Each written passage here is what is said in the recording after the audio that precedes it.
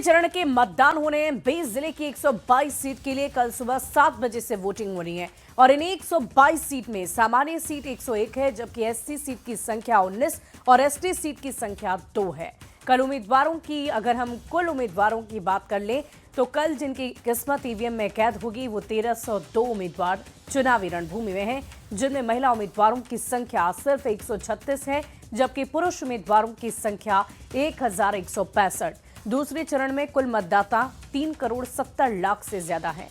हर booth पर औसत मतदाता की संख्या 815 बताई जा रही है। कल के मतदान में किस पार्टी की कितनी सीटों पर दांव लगी है, ये भी आपको एक नजर दिखा देते हैं। एनडीए से बीजेपी के सबसे ज्यादा यानी कि 53 उम्मीदवार चुनावी रणभूमि में हैं, जबकि जेडीयू के 44 नेता अपनी किस्मत आजमा रहे हैं। वहीं चिराग पासवान की पार्टी एलजेपीआरवी 15 सीटों पर लड़ रही है, तो मांझी की पार्टी 6 सीट और कुशवाहा की आरएलएम 4 सीट पर चुनावी रणभूमि में है।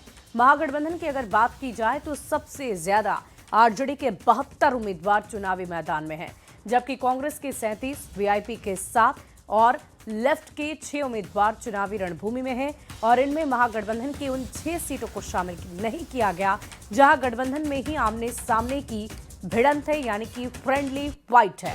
बढ़ते आगे, दूसरे चरण में भी महागठबंधन में मुकाबला हो रहा है। 6 सीट पर आमने सामने महागठबंधन के नेता हैं। देखिए, 6 सीटें ऐसी है जहां पे कल वोटिंग होनी है और उन सीटों पर महागठबंधन के अलग अलग घटक दल के प्रत्याशी अपनी किस्मत आजमा रहे हैं, यानी कि फ्रेंडली फाइट हो रही है। करगहर में सीपीआई वर्सेस कांग्रेस है। सीपीआई से महेंद्र प्रसाद गुप्ता तो कांग्रेस से संतोष कुमार मिश्रा हैं। उम्मीदवार के तौर पर नरकटियागंज में आरजेडी वर्सेस कांग्रेस है। आरजेडी से दीपक यादव। और देखिए, दूसरे चरण में जो हम आपको बता रहे थे कि कहलगांव में आरजेडी है और साथ ही साथ 6 सीट पर आमने सामने महागठबंधन है। सिकंदरा में आरजेडी वर्सेस कांग्रेस, कांग्रेस से विनोद कुमार चौधरी। सुल्तानगंज में आरजेडी वर्सेस कांग्रेस और यहां पर चैनपुर कैमूर में वीआईपी वर्सेस आरजेडी है। अलग अलग जगहों से उम्मीदवारों के नाम भी सामने आए हैं। सिकंदरा में आरजेडी वर्सेस कांग्रेस है, तो इसी प्रकार कुल मिलाकर 6 सीटें हैं जहां पर महागठबंधन के अलग अलग घटक दलों के प्रत्याशी उतारे गए हैं, यानी कि फ्रेंडली फाइट हो रही है, आमने सामने की टक्कर होनी है और कल इन 6 सीटों पर भी वोट डाले जाएंगे। तो देखिए, चुनाव प्रचार खत्म होने के बाद अब दूसरे चरण का मतदान होना है, लेकिन चुनाव प्रचार के दौरान नेताओं की जुबान, सोशल मीडिया और जनसभा के मंच पर जो मुद्दे हावी रहे उस पर एक नजर डालिए और जनता अब इन्हीं मुद्दों पर कल वोट करने वाली है।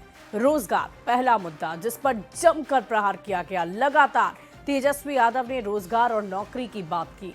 उद्योग, पलायन, महिला, जीविका दीदी की बात की गई।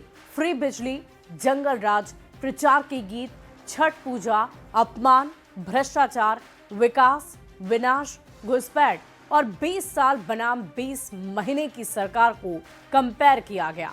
तो ये ऐसे मुद्दे हैं जिसको लेकर लगातार चर्चा मंच से होती रही। जो भी नेता मंच पर रहा, चाहे वो सत्ता पक्ष का हो या विपक्ष का हो, जब भी वो जनता के बीच जा रहे थे, इन्हीं मुद्दों को भुनाया गया, इन्हीं मुद्दों को बताया गया, इन्हीं मुद्दों के ऊपर दावे किए गए, वादे किए गए।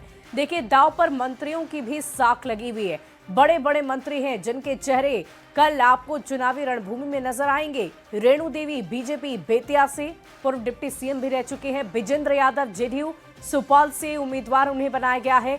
शीला कुमारी जेडीयू फूलपरास सीट उन्हें दी गई है जेडीयू की तरफ से। लेसी सिंह जो बिहार सरकार में मंत्री हैं, जेडीयू धमदाहा से उन्हें टिकट दिया गया है। प्रेम कुमार बीजेपी गया टाउन से उन्हें टिकट दिया गया है, मंत्री हैं। नीतीश मिश्रा बीजेपी, ये भी मंत्री हैं, झंझारपुर से इन्हें टिकट दिया गया है बीजेपी की तरफ से। और इनके अलावे मंत्री नीरज बबलू, कृष्णनंदन पासवान, जयंत राज, विजय कुमार मंडल, जमा खान और सुमित सिंह की किस्मत भी दांव पर लगी हुई है। तो तमाम ये बड़े चेहरे, दिग्गज चेहरे हैं जिनकी किस्मत कल ईवीएम में कैद हो जाएगी और इसका ताला 14 नवंबर को खुलेगा, जिसका इंतजार पूरा बिहार, पूरा देश कर रहा है। बढ़ते आगे।